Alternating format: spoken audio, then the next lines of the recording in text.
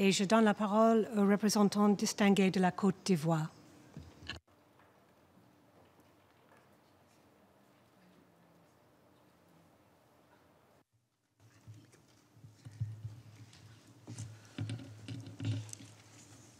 Madame la Présidente, je voudrais à mon tour, au nom de la délégation ivoirienne, vous adresser mes sincères félicitations pour votre élection à la présidence de la présente session qui ouvre le nouveau cycle triennal 2018-2020 des travaux de notre commission. Elle est convaincue que votre expérience et votre leadership seront des atouts inestimables pour la conduite et le succès de nos travaux. Je voudrais également adresser ma gratitude à votre prédécesseur, l'ambassadeur Gabriela Martinique d'Argentine et à son équipe, dont les efforts inlassables ont permis de progresser lors de la session de fond de l'année dernière et de nous accorder sur des recommandations en matière d'armes classiques, et ce pour la première fois depuis 1999. Ma délégation s'associe aux déclarations faites par l'Indonésie et le Nigeria, respectivement au nom du mouvement des non-alignés et du groupe africain. Madame la Présidente, l'architecture internationale du désarmement et le régime juridique de la non-prolifération ont été fortement ébranlés au cours de ces dernières années. En effet, la réalisation des essais nucléaires et le lancement de missiles balistiques de haute portée par certains États, ainsi que la course pour l'acquisition de nouveaux types d'armes, tels que les systèmes d'armes létales autonomes, les cyberarmes et autres armes de destruction massive, nous replongent dans l'atmosphère morose de la guerre froide. Le marché des armes classiques s'est étendu, alimentant le terrorisme et les conflits de tout genre qui se sont accrus ces 10 dernières années et occasionnant chaque année de nombreuses victimes. De la même manière, l'espace extra-atmosphérique est tant convoité au point où sa militarisation n'est plus à exclure.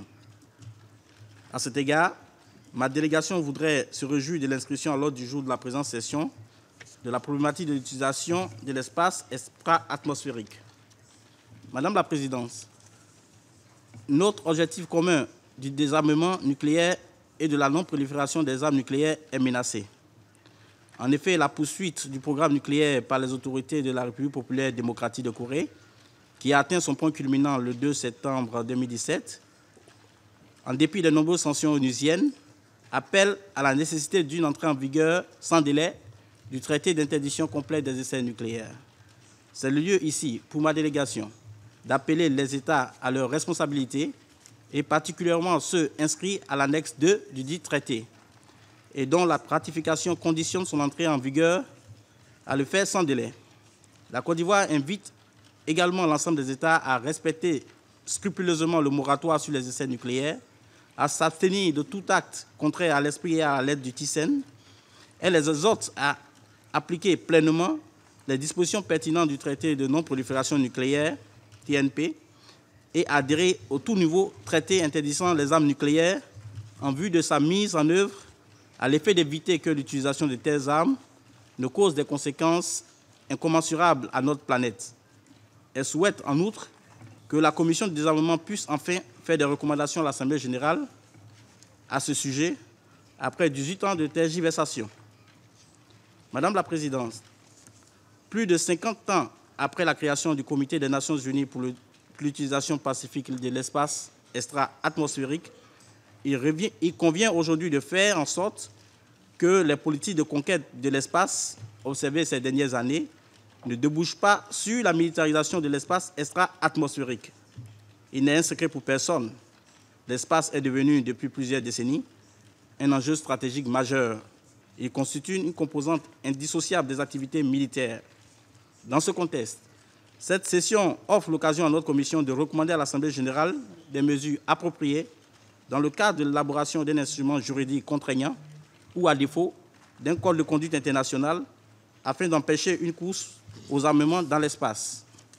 Ma délégation appelle les États membres à travailler à la promotion de l'utilisation pacifique de l'espace extra-atmosphérique, notamment dans les domaines de la communication, de l'agriculture et des transports.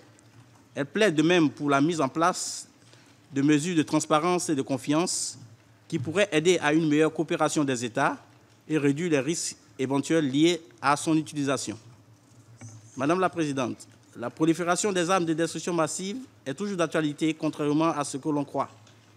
Malgré les résultats importants obtenus par le mécanisme de vérification de l'Organisation pour l'interdiction des armes chimiques, par la destruction à ce jour de 95% des armes chimiques, des événements de Salisbury en Angleterre au mois de mars dernier et les attaques chimiques attribuées à l'EIL montrent à l'évidence que le danger concernant ce type d'armes est toujours présent. C'est pourquoi l'immobilisme observé lors des dernières conférences des armées du traité sur la non-prolifération nucléaire, de la Convention sur l'interdiction de la mise au point, de la fabrication, du stockage des armes biologiques ou à toxines et sur la destruction, et bien d'autres conventions, nous inquiètent au plus haut point.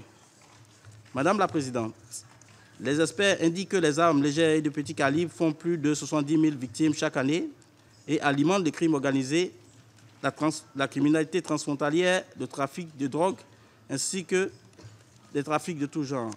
Comme on peut le noter, ce chiffre montre l'ampleur des dégâts causés par l'humanité par ce type d'armes. L'expérience du processus de DDR en Côte d'Ivoire enseigne qu'avec la volonté politique et l'aide des partenaires internationaux, il est possible de lutter efficacement contre la circulation et le commerce illicite des armes légères de petit calibre. À ce sujet, mon pays a fait des progrès considérables dans la gestion des munitions à travers sa commission nationale chargée des ARPC. Ma délégation se réjouit des recommandations de notre commission sur les armes classiques durant la session de 2017. Elle se veut confiante à propos des conclusions de la prochaine conférence des examens du programme d'action des Nations Unies sur la prévention, le combat et l'élimination des armes illicites sous tous ces aspects, prévue en juin 2018. Il félicite la France qui présidera cette importante session pour la qualité des travaux préparatoires à cette conférence. Madame la Présidente, nonobstant les obstacles réels auxquels pourraient se heurter nos négociations, nous devons rester optimistes pour l'avenir.